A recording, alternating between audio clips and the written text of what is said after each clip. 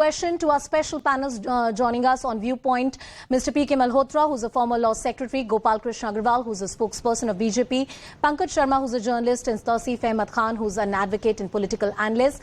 Now, I'm coming to you, Mr. Malhotra, first.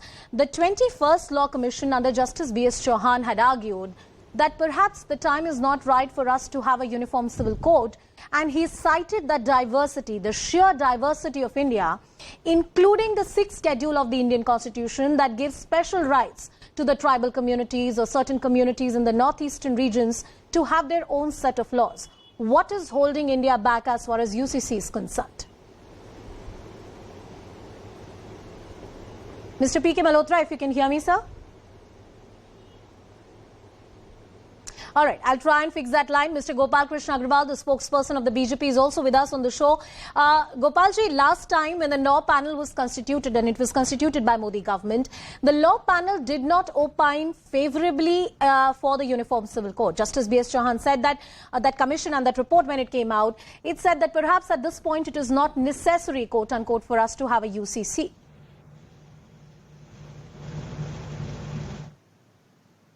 All right, we seem to have a problem with the audio of Gopal Agarwal as well.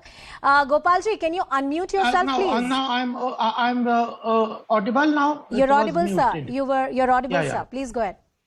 The issue, what I wanted to tell is, timing can be questioned and timing can be different, and there is a process through which the whole lawmaking goes through. Yep. There is a process of discussion, then there is a consensus building, whatever the objections or support for anything is there. Then finally the law commission gives the recommendation. Then it goes to the parliament. It's a long drawn process. But ultimately what the opposition does is that it jumps on every issue, and every independent institution is said to be driven with the agenda. The second point that I want to underline is, does the country has to move towards the Uniform Civil Code or not? Because it is the Constitution in the Directive Principle, Article 44, it has clearly said that the country should have the Uniform Civil Code. So ultimately, the roadmap that the country travels, the time it takes is a different issue. There are various aspects, but as such, Uniform Civil Code, the opposition is trying to say that this is a divisive agenda. I do not agree with that. That is itself, that not having a Uniform Civil Code is a divisive agenda which the opposition had been trying to pursue since independence. In 1956, Gopalji, I agree with you that the entire idea of a uniform civil code in our country is not seen through a constitutional lens, but rather through a political lens in this country. But I also want to ask a question to the government and the ruling party right now, that at various occasions in the Supreme Court has asked the government that when are you going to bring a uniform civil code in this country? To which the government has often said in the Supreme Court that, look, do not interfere in this matter. This is a matter which is best left to the government, and there is no commitment that has been given to any court of law in this country as to how soon can we have a UCC. So one wonders, if the present government is committed on UCC, what is taking it so long to implement it? We have to understand that even if the law commission suggests or recommends anything, ultimately it is the government of the day which takes the decision through the parliamentary process. Right. So the thing is, at this stage, it's only on a discussion stage, and there is definitely the commitment from our constitution that the government have been directed to move towards the Uniform Civil Code.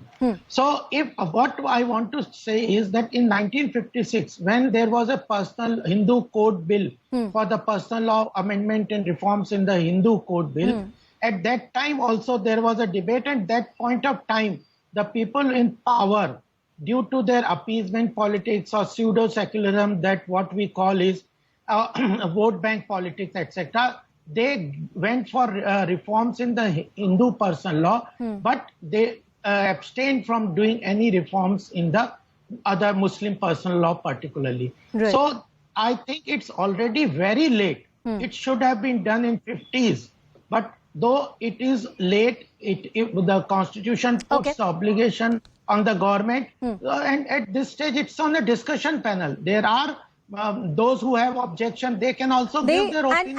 And even in the last law commission panel, there were objections that were raised and they were communicated to the law panel. So if any citizen of the country has any kind of opinion, they can share it. To cast aspirations that uniform civil court is a divisive Tausif Ahmed Khan, to cast a political eye on an idea like a uniform civil code, which is largely reformist in nature, which was spoken not just by the likes of Pandit Jawaharlal Nehru and various other leaders of independent India, but by the likes of Dr. B.R. Ambedkar as well. Why would you call it a divisive agenda? You see, people like Jawaharlal Nehru and Dr. B.R. Ambedkar, those were people of different stature. Look at their educational qualification, look at their personal and public life, how they lived their life and how they conducted, and look at their speeches. What kind of idea of India they had. But the present regime that we are in is a communal government with a communal set of mind, with always looking for a communal agenda to keep their wheels of politics You moving. have to first clarify, is UCC communal or not? One second, Gopalji, let him make his point. Let him make his point. I'll come back to you, sir. Let him make his point. Only 3 years ago, in 2018 August, a 215 something around that page, or maybe 185 page of law commission was presented on this very topic, on the on the reform of family laws. And in that law commission, which was working under the present BJP government, it was not a law commission of Congress government, it was a law commission of working under this government only. And they categorically said that UCC at this stage is neither desirable nor necessary. But Tausif, one second. You can't say in one breath that the present government is communal and then say in the second breath, but their own law commission said, look, you cannot implement it. That means that the government worked on this particular issue with a certain set of democratic temper. Now my question to you is, while there is a political case you do have as an analyst and a commentator on political issues, that the present government is of a certain nature, but the idea of a uniform civil code, the seed, this idea comes from the constitutional churning that India has gone through. It's a promise of the Indian constitution, and some elected government will have to deliver on this promise. Absolutely.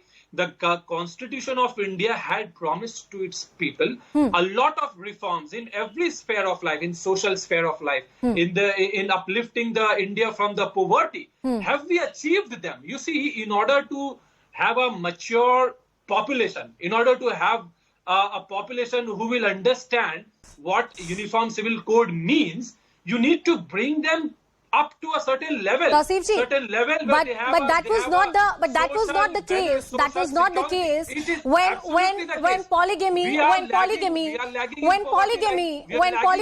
banned. When polygamy was banned with the majority community and most other communities in India, I don't think that we were at a certain education level or most of the India was out of poverty. In fact,